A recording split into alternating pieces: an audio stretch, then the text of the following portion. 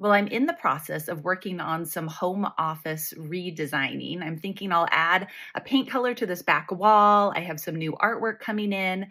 And the thing I'm most excited about is this big piece of furniture back here that I just moved in here. So, funny story about this piece of furniture. Many months ago, we ordered this gigantic media console for our media room from West Elm.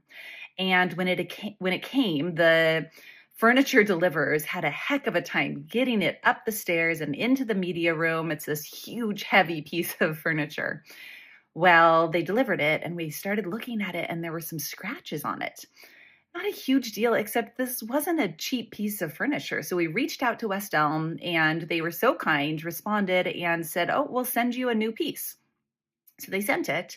But when they delivered the new piece, we didn't realize that meant they were just leaving the old piece with us. And so the movers just shifted the old one into the hallway and set up the new one. So for months now, we have had this huge media console sitting in our hallway upstairs. And I had this vision of wanting to move it into my office because I thought it could help create a great Zoom meeting background. But my husband looked at it and he said, there is absolutely no way this can make it into that room with the angles of the hallway. No way it will fit in there. Well, over the break, I was stuck home one day with a sick child. And I thought, you know what?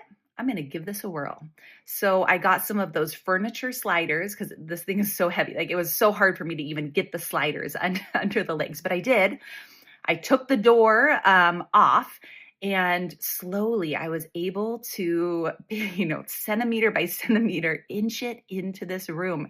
And I was so proud and so excited. And so, new background coming.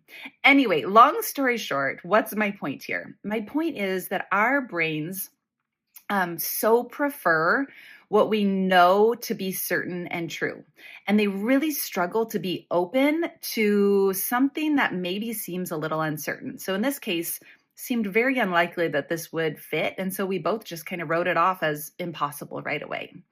And we do this in work all the time, right? Somebody shares a new idea and we think, there's no way that's going to work. And we just write it off right away. In fact, I recently read from Shane Snow in his book, oh gosh, what was the name of it?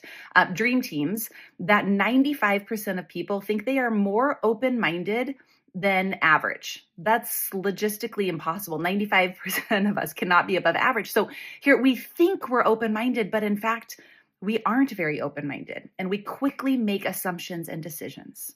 And so I want to challenge you.